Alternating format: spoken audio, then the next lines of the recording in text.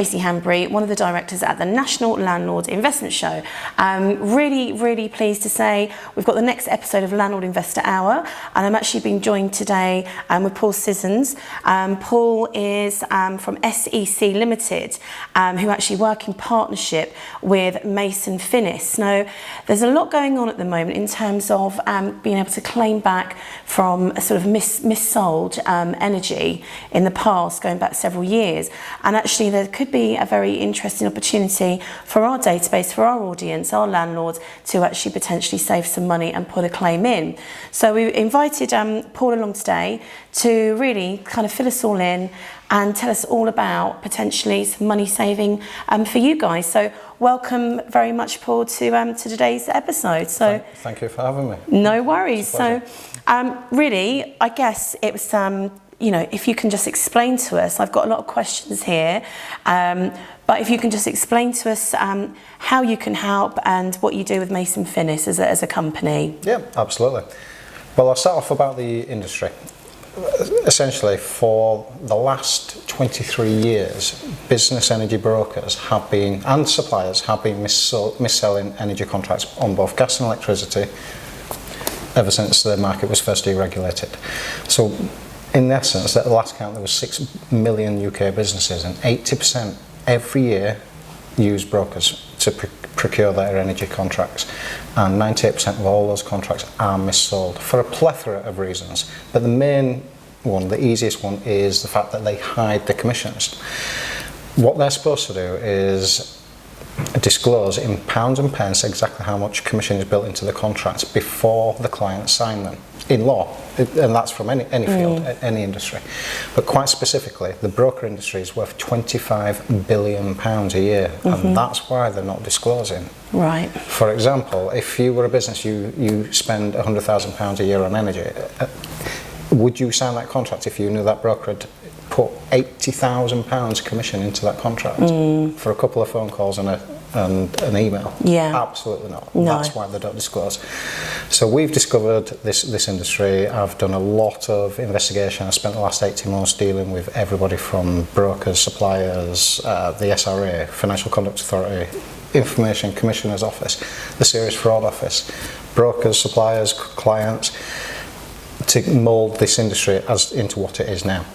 So essentially, I've also developed a calculation that accurately calculates these missold claims to the penny. Right. And interestingly, it is approximately 80% of everybody's annual contract spend or monthly bill. Every monthly bill we can recover around 80% of. Wow. The reason for that, we go after the suppliers, because ultimately in law, they're the payee of the commission. In law, it's classed as a bribe, so there's no time constraints, which allows us to go all the way back to the year 2000. Okay, that's really interesting. So, I mean, obviously this is applicable for everybody out there, but business owners and obviously landlords, you know, often not have, you know, a portfolio. So they've got all their, you know, records back as far as that can sort of start the claim, which is great. Yeah. So obviously, you know, one of the factors here is that you're targeting landlords in the sector. So why, can you just explain, why should landlords consider making an energy claim, Paul? Well, for the reason I mentioned earlier, quite simply, it's the amount of money involved that they've had stolen from them. It's that they need that money back. In today's current climate, where money is king, everyone's struggling, that money never should have been taken in the first place. If it had been disclosed, they never would have signed that contract. So we've put things in place. We've got a panel of solicitors ready to take on these claims and recover that money for them. Interestingly, there is no industry or sector that is immune from this mis-selling. Even people that have used local government authority purchasing agreements, for example, the NHS, Transport for London, they all use brokers. Yeah. There is nobody immune from this.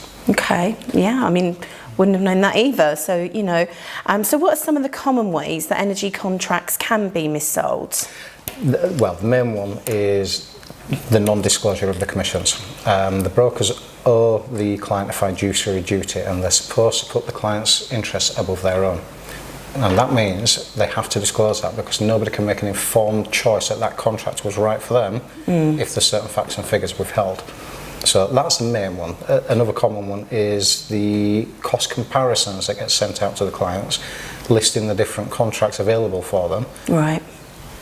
On the whole, the vast majority of them are fictitious and made up to push them into signing the contract the broker wants them to sign. So it is bordering on fraud. And that's where I work with the where you step in. Yeah, that makes sense. So how does Mason Finnis help landlords with their energy claims? Well, they have put robust strategies and procedures in place. So once they gather the necessary documentation from the clients. Now, by that I mean the copies of the contracts, copies of bills, any email trail between the client, broker, client, supplier. Literally as much information as they can provide. It helps us evaluate the claim, make sure they have got one, and effectively, accurately calculate the claim.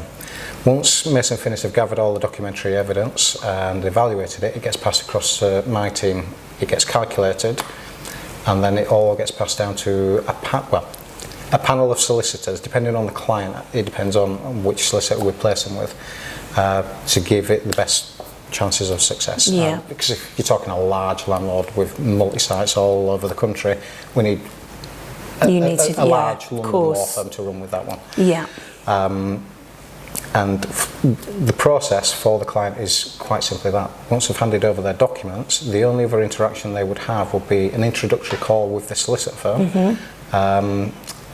and provide a witness statement to the solicitor firm. And beyond that, everything else is taken care of in the background. There's nothing else for the client to do. Okay, obviously fees and all of that. Can you explain how the no-win, no-fee agreement works? Yeah, absolutely. It is genuinely that. It's the panel of solicitors. They're capped. They're not allowed to charge any more than 30%.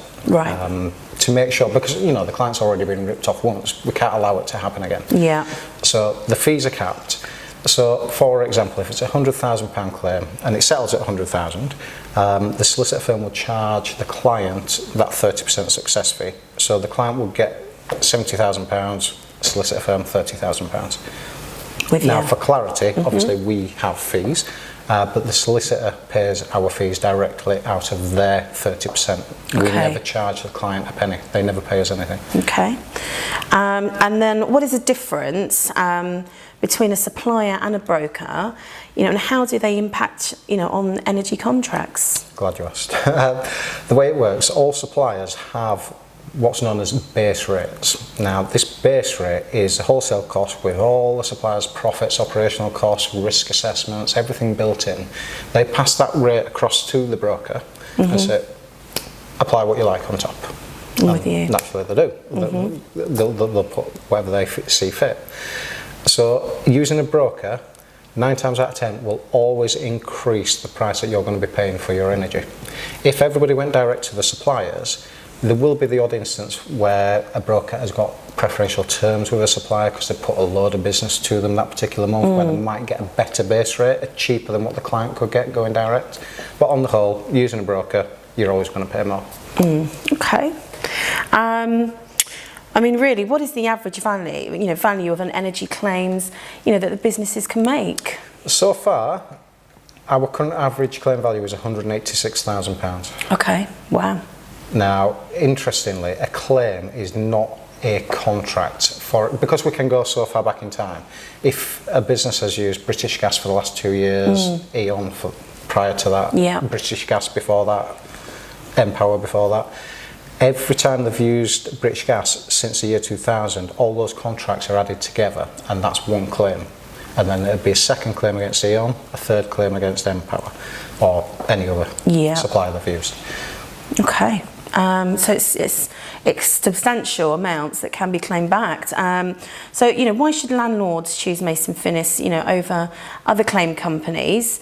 What makes you stand out? In all honesty, 2 things.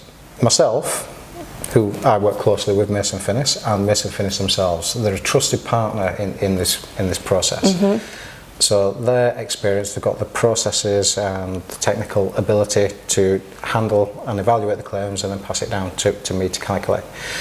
So myself and my team, I won't bore you, but I've developed a calculation and an algorithm to accurately calculate these claims. Okay. And it's already been trusted, it's been tested, it's been forensically examined, it's perfect, and it is accurate.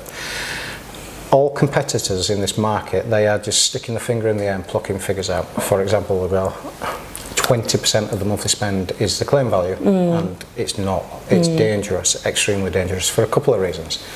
Firstly, if you picture a pint of beer, the froth on top, that's generally the commission that the broker's already been paid the moment the client signs a contract. So why just go for the froth? We go after 3/4 of the pint because we're not interested in the broker. We only care that they have used a broker. If they have, then we can go after 3/4 of the pint. We strip the supplier of all their profit and operational costs as well as the commission. So instead of claiming 20% of the contract value, we claim 80%. So it's at least 2 to 3 times higher than our competitor claim values. Plus, competitors are charging more for their services. An example, solicitor firms can charge up to 49% legally. And then to circumnavigate that, for some greedy claims management companies, they're getting the client to sign an additional contract for another 20-25%, for example. So the client can end up with peanuts at the end of it, when really they should be protected. They've been ripped off, give them it back. There's no need to be so greedy. Okay, that's, interesting. I mean, so typical landlord, can you walk us through, and talk us through the process of working with Mason Finnis for an energy claim? Absolutely. So once you've decided you want to find out if you've got a claim and how much it is, essentially gather as much information as you can, contracts, bills. Now we recognise that you may not have all your contracts, but you should have all the bills because they're either sent through the post or emailed, or you've got access to a portal. So it's nice and easy to gather the bills. Now, interestingly, the calculation from processing the bills is accurate because you physically used it, you've been billed it, so it is perfect. A contract, it's an estimated annual consumption that the supplier has decided, looking back at your historic information, that's what you're likely to use over the next 12, 24, 36 months. So bills, always preferable. Contracts, ideal, because on a contract is everything we need. It's got certain relevant data points, and I can calculate that claim within a couple of minutes, whereas looking at the bills and going through the bills, it's more time consuming. Either way, it doesn't matter, we'll work with these clients, but quite simply, we calculate the claim, we go back to the client, Mason Finnis will go back to the client, advise them, and at that point, generally, everybody, and I mean everybody, then looks back and starts digging historically for everything else they can find. And once you've done that, once you've given permission for us to pass that across to the solicitor firm, that's it. Another question, why should the landlords do a class action? Quite simply, they can't. I've already investigated class actions, and there's not enough commonality elements in order to run a class action. A bit like the diesel emissions that everybody knows and seen recently.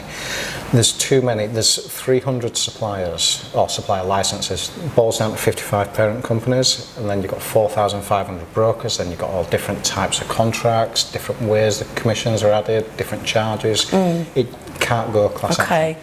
So it can go. We can run GLOs, which are group litigation orders, so we can group clients together that match certain aspects, all on the same, against the same supplier, same broker, same contracts, as an example. Makes it a bit more cost effective for the clients and the solicitor firms running the cases. So that can happen. But there's pros and advantages for and against. Class actions take years to settle, so I'm pleased that it can't go class action because not many businesses will still be around. We need to get this money back to businesses as soon as possible. And the best way of doing that is to run with the cases individually, because that will then take, usually 80% of all cases are settling within 6 months. Depending on complexities of the case, it could take 12, slightly over if it's a huge complex case. But on the whole, 80%, they'll all get the money back within 6 months. Okay, and then so typically, how long does it start to take on board and start an energy claim? Quite simply, from initial call or initial contact, if you can provide copies of contracts and bills at that point, the claim can be calculated within 24 hours, get back to the client, get their approval, pass to the solicitor, They'll be in touch within 48 hours to introduce themselves and give them the point of contact within the law firm. So all in all, a week tops. Wow, okay. That's the start of the process. Yeah, and then in terms of obviously a timeline for resolving an energy claim, what are we typically looking at there? Typically, 80% of all cases will settle within 6 months. Okay. Now, they are, at present, every single case is settled out of court. There are instances where we have had to issue proceedings in court, but as soon as we do that, the suppliers come straight back to the negotiation table to settle. So every single one has settled out of court. Not one has gone all the way and had a judgment, had a ruling from a judge. Okay. For a couple of reasons. One, the suppliers, they do not want to be the precedent case being used moving forward against the whole industry. And two, the suppliers do not want the public, or anybody else for that matter, knowing exactly how they operate their business. Because as we calculate the claims, it's so effective, it gives them nowhere to go. They can't argue it. It's quite simple. That's the claim value. Are you going to pay it, or are you going to drag it out and pay even more in cost? So that's why they're settling early. Okay. And then so Mason Finnis, how do they ensure the best outcome for their clients? They are quite principled along with myself. That's why it's a natural partnership, and I like working with Mason Finnis. They have their procedures. They have the wherewithal to hit the market hard for us. So they gather the clients and the claims, evaluate them themselves or partially evaluate, and then they pass it down to us for the final version and the calculation. And then at that point it's passed to a panel of solicitors based on a few parameters. But Mason Finnis are an excellent company. I've worked with them before, and they, a bit like Ronseal, they do exactly what they say on the tin. Yeah. If they say they're going to look after you, they will look after you. Yeah, it's good end-to-end service. That makes sense. I mean, obviously, many landlords have multiple locations and therefore multiple contracts, which can sound like a bit of a nightmare trying to sort that out. I mean, contracts, invoices, bills, how is this managed, and is it one claim or multiple claims? How do you guys manage that? It's case specific, so we look at each one individually. If somebody's a multi-site, and if they are all under one company name, then yes, all those contracts for the multi-sites will be added together into the one claim per supplier. Right. If they have broken the company down and there's subdivisions, but they're a separate entity in their own right, for example, they could have 5 student accommodation buildings under limited company names specifically, that would be 5 claims. But ultimately, if it's a parent company, all added together under one.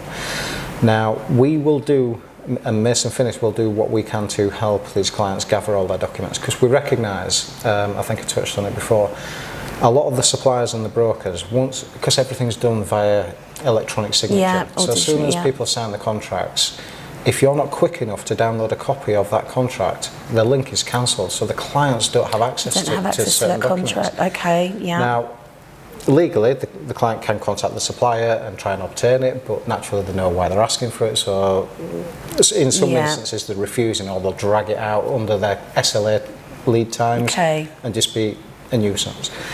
So once we'll help, we'll look at it. Once we know there is a claim there, it's passed to the solicitor firm, and the solicitor will take over, because it's different a solicitor asking for it under a pre-action disclosure request than a client asking for it. They can't mess about. Yeah, that's where you step in. Once a PAD request or pre-action disclosure request is requested, they have to go to court with clean hands. If they drag their heels or they don't provide the information that the solicitor is asking for, it's pretty much nailed on that it's going to win at court anyway. So they know they can't mess about. They have to provide the information the solicitor asks for. Now, that being said, the solicitor can only request the information going back 7 years. So anything beyond that, we're reliant on the client having just anything, a contract, some sort of document, bills, just to allow us to calculate it and evaluate. Yeah, a lot of landlords now keep all of their documents in portals that have been created. So hopefully, if you're not using a portal, it might be a good time to start now. And then typically, what would happen then? If one of these companies that you're making a claim against, what if it's just the business is closed or they've gone bankrupt? Where does the client go then? It's quite interesting. A last check, there were 600,000 businesses in extreme financial distress, so they have been passed across to insolvency practitioners, for example. Now, the insolvency practitioners, depending on what stage it's at, if they've got total control of the company, now the insolvency practitioner are duty bound to pursue the claims to recover as much money for the creditors. If there's enough money left over after pursuing the claim, then that's given back to the business directors. Right. If there's enough, keep the business afloat, great. If not, if the debts are too large, then just whatever the claim is, it will be recovered and divvied out to the creditors as the IP practice sees fit. Now, if the company is closed and it's a limited company, quite simply, you can reopen the company at Companies House. Now, you have to, again, we'd work with the client and see whether it's worthwhile. If it closed down owing significant debts, it might not be worth it. It might just let sleeping dogs lie. Yeah. But if the claim value is large enough, or the company closed down, it would just an administrative thing. You just close the company down with owing no debts. Reopen it. It costs about £150. In some instances, it might be a bit more. Okay. Issue the claim, and then once you've got the money, decide whether you're keeping the business open or not. You can close it back down again. Okay. Example, Debenhams, a huge retail outlet. They have 45 different stores, massive consumption within each store. That's getting reopened. Okay, so there's lots of options there, and there's ways around things if companies are closed or gone bankrupt at some point. Another question really is, what's a common misconception landlords have about making an energy claim? Misconceptions are, firstly, that they're not always aware that they've used a broker, or they may think that the broker's really looked after them. Quite simply, these suppliers, they do not call commercial clients offering their services. It's the other way around. You have to contact them. Yeah. So if they've called the suppliers directly themselves, then they haven't used a broker. Yeah. If the suppliers or they think the suppliers called them, they've used a broker inadvertently without realising. Another one is they think they have to do a lot of work for these claims. They don't have to. We take care of that. Once they've provided the documents and email trail, that's it. Apart from the statement that they need to provide to the solicitor, then they just sit back and wait for the offers. Another one, they think it's going to be expensive. It's not. It truly is no win, no fee. They will never be asked to pay a penny, ever. They only pay when they win.